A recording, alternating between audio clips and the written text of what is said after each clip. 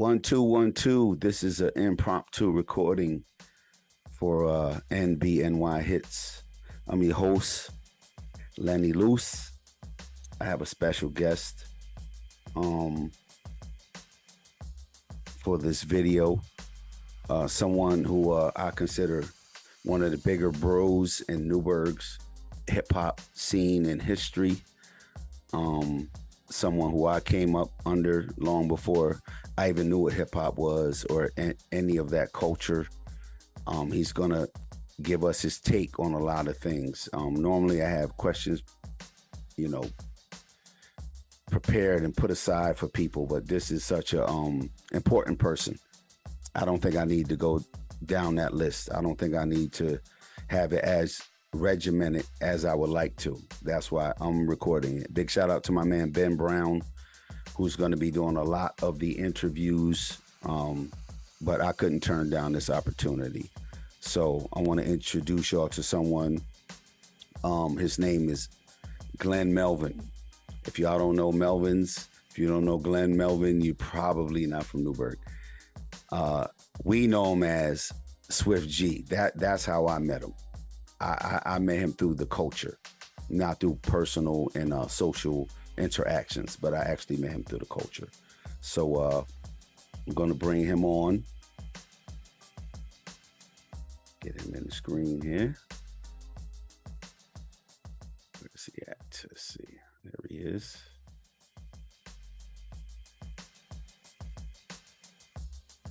There he is. What's up, Swift? Yo. What's going on? Ain't nothing, man.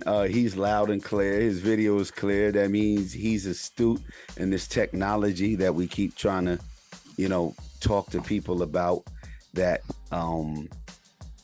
this hip hop has evolved into, and that I embrace. But I don't forget where I come from. I didn't forget the people who paved the way. I didn't forget the people with the stories. So if you could start with who you are, where you're from, just basic stuff. And because this is Newburgh's 40th year official, hip-hop's 50th year official, he's going to give us Kid Nice. He's going to give us pre-1983 history. So if you could tell us a little bit about yourself, and I'm interested in where you got your name Swift G from. Wow, man. First and foremost, let me say, man, I thank God that he has blessed you with a platform like this, man, to be able to even talk about this stuff and bring the subject up. And your true diligence to just chase people and find out the truth, man. That's that right there to me. And I basically know of you pretty good.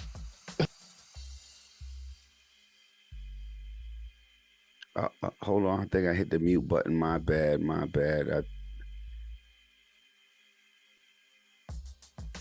Mute here. Oh, there you go. That was my bad, y'all. I'm sorry. Go ahead. I was trying to mute my mic. Go ahead, oh, you brother. Good, man. You leave it. Let it be live, brother. Breathing in the whole nine, That's what's up. Yeah. So thank God for that. And so me. My real name is Glenn Melvin. Born and raised in Newburgh, New York, NBNY, the 6th borough. I left there in maybe 07. Moved south. Raised my daughter, who is off to college next month.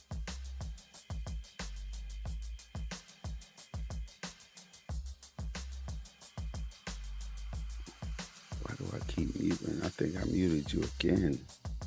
I think that's me. My bad. Unmute. I think that's me. I apologize, everybody. Yeah, I tell you, go go live. I said, I hit this man up like 2 hours ago, and he hit me back. And I don't think people realize that when you can talk to these people who are so important, Damn the You get preparation. excited. Yeah, damn the speakers and the cameras. We just gonna hit record and we gonna do it. So over Yeah, that's what I'm button. saying. Let it I have roll. Zoom in a minute. I use Restream, but I think. Hold on, this is what I'm gonna do. I'm gonna leave my camera on, see if my mute works. Right. That's all we're doing. But again, and I'm gonna edit the video. I may even leave this in there. And if Swift said keep it the way it is, then it's the because it's raw, and that's what you're looking for. This is about you and you said something real important. Born and raised here in the 6th borough. I remember people on the radio calling the Lower East Side of Manhattan the 6th borough. And I'm sure there's a lot of places that call themselves the 6th borough. But for such a small town like Newburgh, a small city like Newburgh, to claim that, again, I'm going to go back to that first question of Swift G, where he's from, how he came about his name, and his correlation and his start to hip hop in Newburgh. I'm sorry. Okay. So we still live. No holds barred. Swift G. Ooh, I was a couple people before that. I was Master G. Sweet G. Sweeney G. Yeah, I remember I tagged that up under the underpass up on South Street. Sweeney G. Stood there for years. Till it went over with Swift. What years are these names like that? Oh, shucks, man. That goes through some time here. You talking 78, 77, around there. So multiple names 78. now are these names, because names like that is my era was Ski, SKI. Everybody was Ski. Your name was I was Len Ski before I found out there was another Len Ski somewhere. But someone gives you or those names that you create for yourself. Well, some of those names, I guess I was searching for an identity in the vein of baby hip hop, and a good tag for that to be for also street, and then a combination with Stone and I, because I gave Stoney D the name Stoney D. Okay, who is? That's how I start. Who is that's this? David. That's David. The original Stone is David Williams. And this is Newburgh, New York. These late 70s Newburgh, New York. Oh yeah. And he just gave us the correlation, like, between hip hop, the culture, and the streets, where people are in crews and people are giving each other or creating their own nickname. Like, that's important, because that's where the MC names come from, right? That's where crew name comes from. And that's exactly what I'm talking about. Names come from. It's not the other way around. These people are these people first, before they're MCs. That's right. DJs, before their breakdance crews or whoever. They're these names first, and that's what they call each other. And I think that's important. That's why I always ask people about their name, where did it come from? And I always hear the same thing, that's what we called each other, or that's what someone called me. I called him that. We named each other this. Hip hop is celebrating 50 years, and they're counting theirs from 1973 in the Bronx. You got guys from Brooklyn who are going pre-73, which is true. That would be dance hall. That would be, and that's pre-disco. That's funk, soul, and hip hop. But I think even them counting it from 73, they're trying to Ooh. put a start date on it. And they're trying to say, and you know, which is fine because it works good for history. It works good for knowledge and databases. It works good for recognition. As far as Newburgh, because there's people who come through here with hip hop and interact with hip hop that aren't from here. You're born and raised here. So if I ask you, where does hip hop and Newburgh start for you? Wow.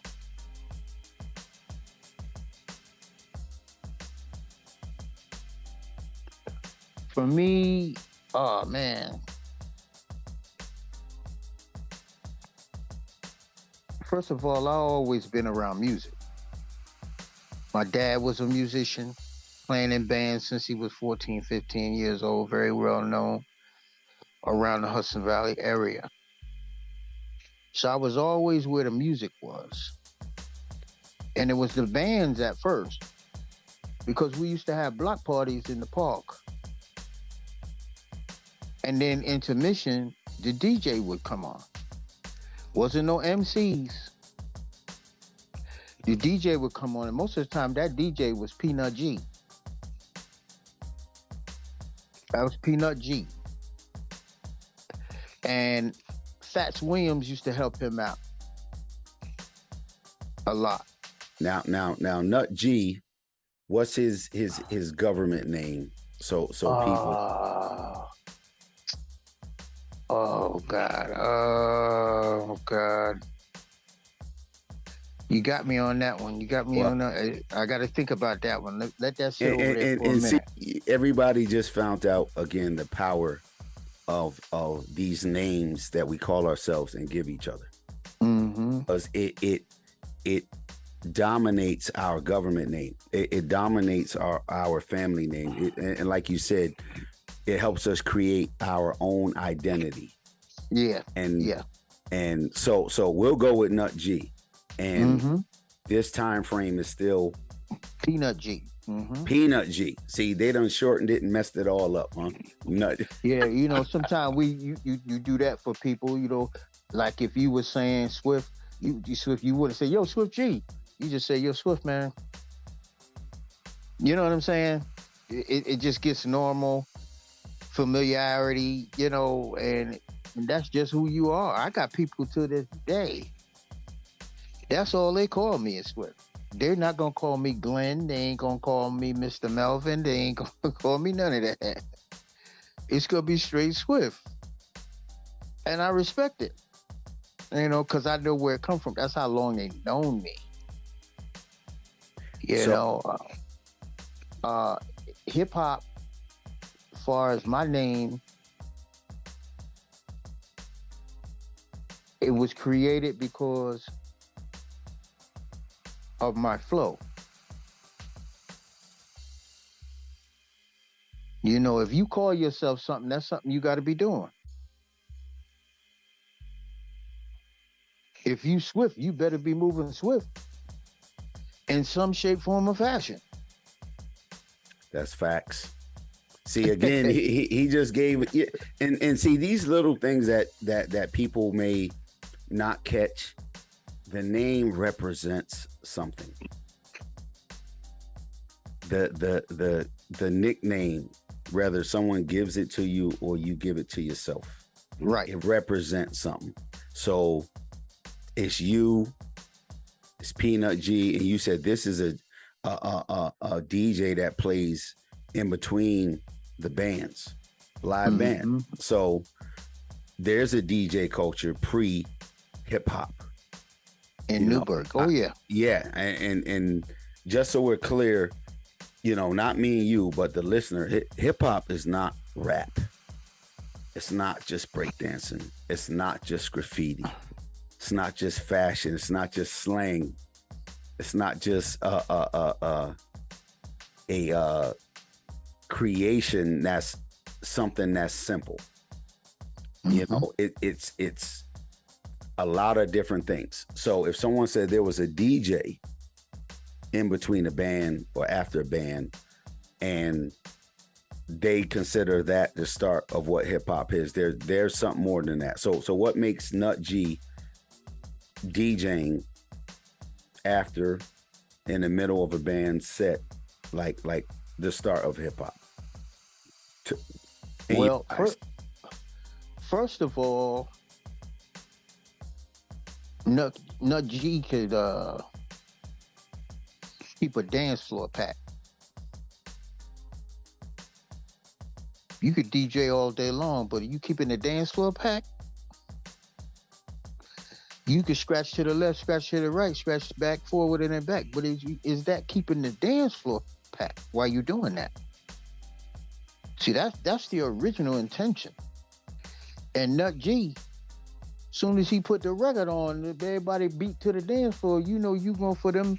If it was the halftime show or afterwards, oh man, the game is over. DJ getting ready to come on. We get ready to get down. And then you have somebody coming on the mic. Now, I remember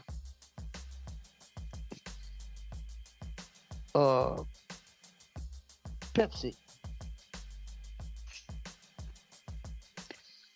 And I believe Pepsi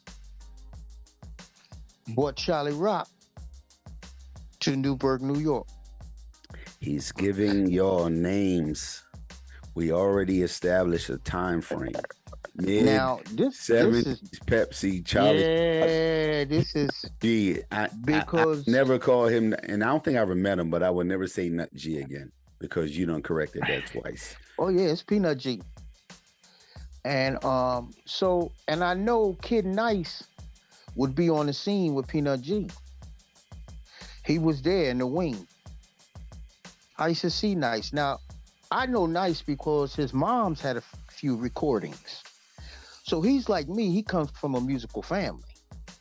His mom was at this past Juneteenth, just to jump in, and she stated that she was a million record seller back in the 50s. Lily and Billy, or it's either Billy and Lily or Lily and Billy, and online. Anybody can look that up, and that's facts.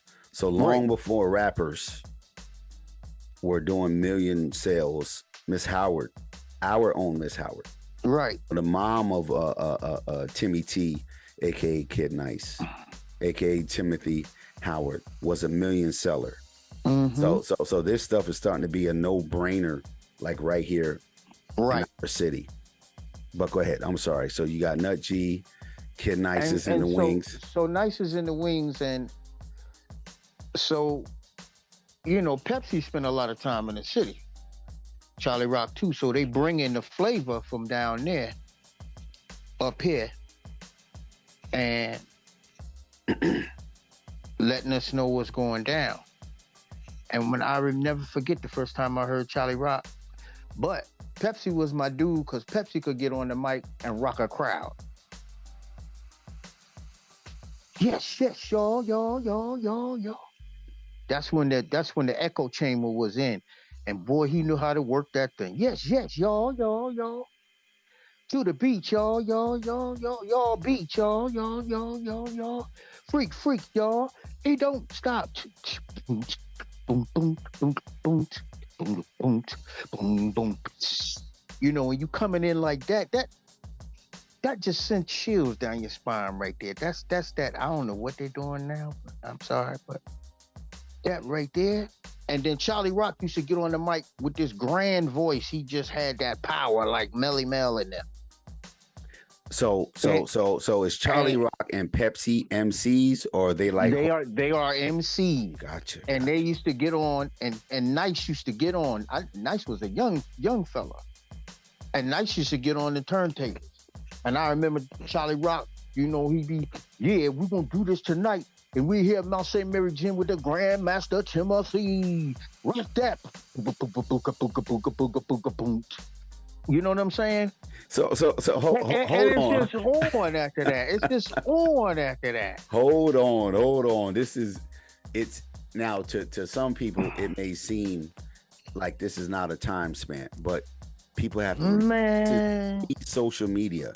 This is pre-cell phone. So someone going to the city in the mid late 70s and Word bring of mouth. something here and it's being done here. Like, you didn't say he brought Flash or Theodore or Africa Bambaataa up here. You said they went, they saw the culture, and they came here and they performed it. Is that what you're telling me? Mm-hmm. Flash and them started coming up after a while. I seen Nice battle Flash. And I seen Nice put a hurting on him. I seen him put a hurting on Nice in Ironworkers Hall. You know, a lot of the stars back then, that's when Sugar Hill just bust out. And then you had Enjoy Records, you know, just coming through, you know, because a lot of people couldn't get signed at Sugar Hill. And we were crazy because this is stuff now that we're hearing on the radio. I can't tell you how many times we rapped off of Good Times. Doom, doom. You know, that's...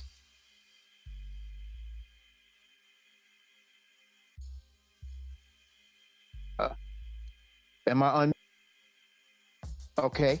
And that's how they came with that, you know. So it was exciting for us because no longer what we do at the house party and the neighborhood gym after the basketball game or whatever.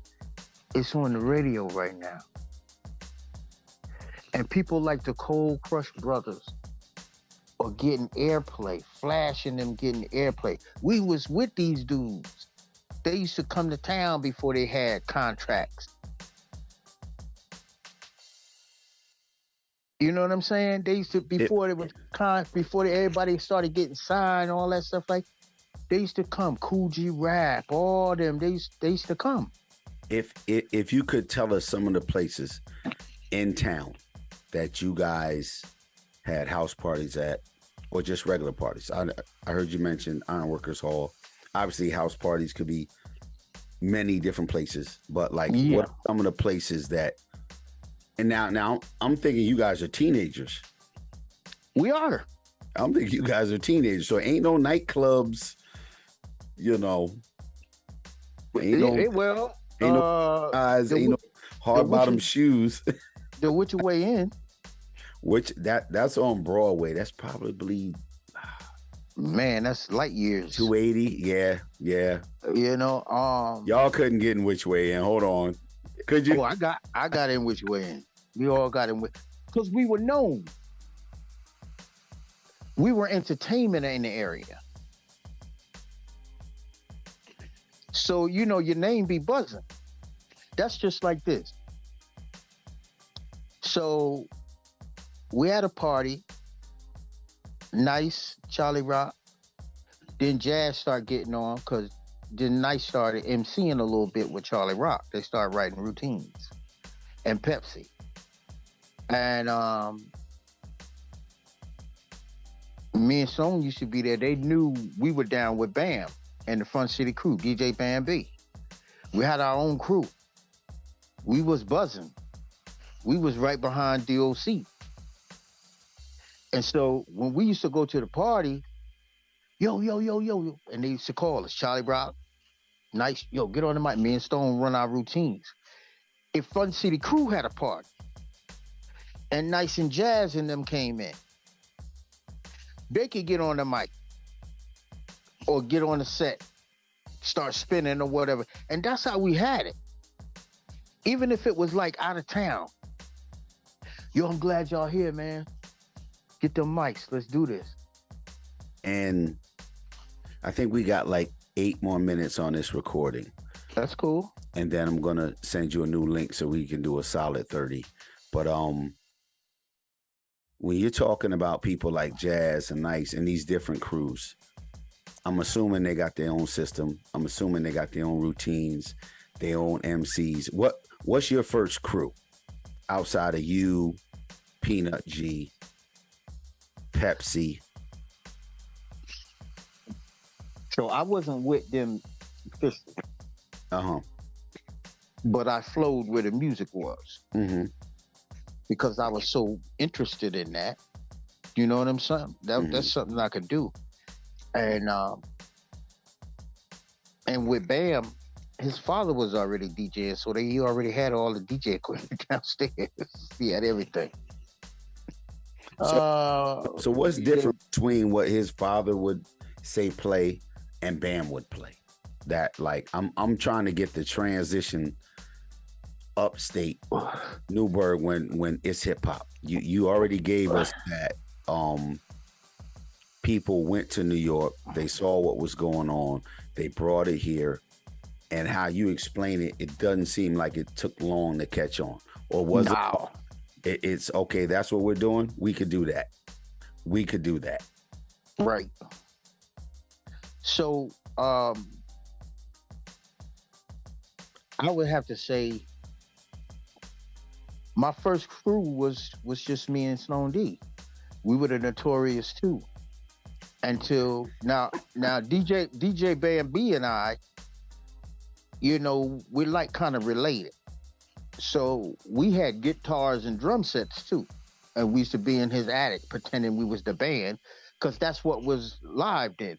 But when it switched to DJs, he told his dad, "Listen, I want two turntables, which was in abundance down there, because Mr. Powell worked for IBM and he fixed all that stuff. So he had a basement full of turntables, microphones, Wow. amplifiers, you name it, we had it. Pro audio equipment in the house already. We had it, man. Speakers up the yin ya.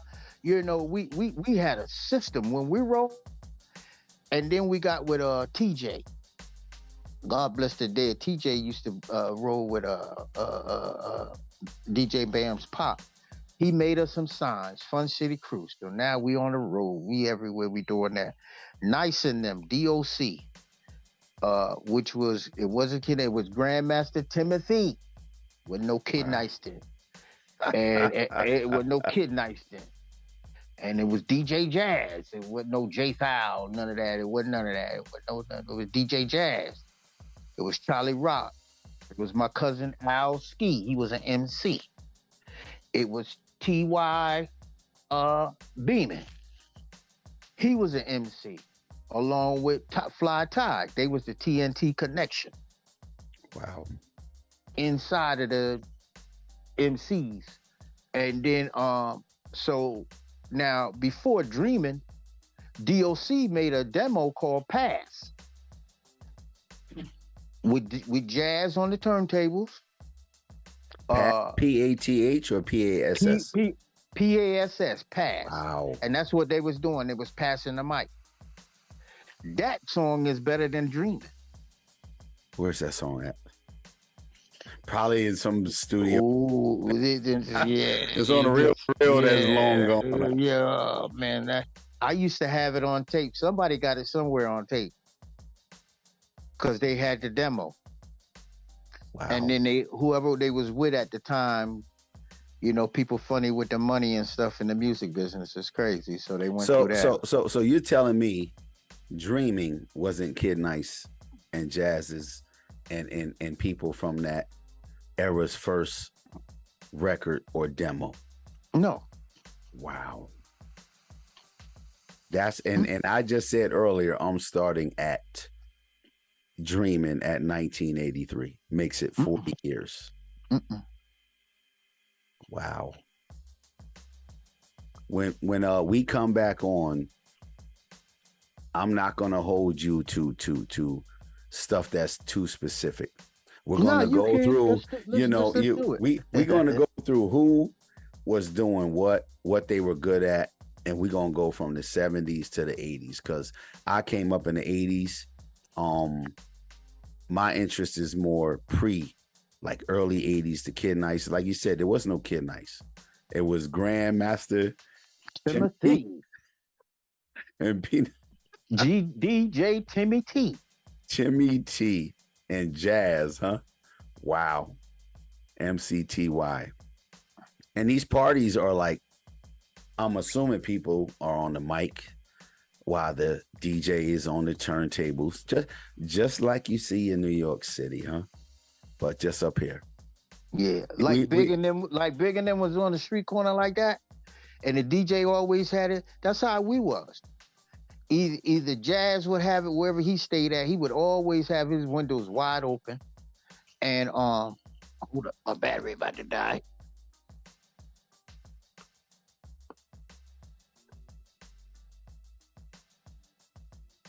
Come on here. You're good. There you go.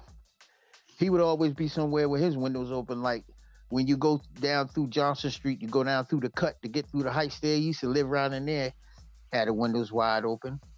Me and Stone used to go over there sometimes, just start, laying, just getting on the mic or whatever. Next time we see him at the show, we can cut that little piece. He'd be like, yo, let's do what we was doing at the house. All right, bet. Nice. I remember in the Mullins, the top square, they lived there. He would have his stuff out back. Everybody be in the square right there. He'd be cutting it up.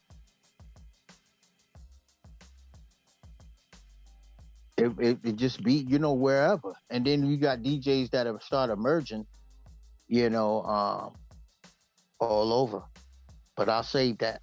Like I said, I just wanted to do the first 30 with your recollection, of you and what was going on around you and where the influence came from. Because no one, like I remember my grandmother and my mom saying that people from the city used to always come up here. They used to perform. Oh, what? They know about Newburgh. Like Newburgh was something well before people. Yeah. Well, before crack and violence made it something. It was the hub. It was the hub between New York City and upstate New York. And this was a place where a lot of those who had money down in the city had a lot of houses out in Bonneville. Used to come here, do a lot of things in Newburgh. A lot of stuff going on. A lot of that stuff still going on. It's just on the low. Prior to us and the negative image, right. We get put on us. See, he's giving you history here. Oh nah, man.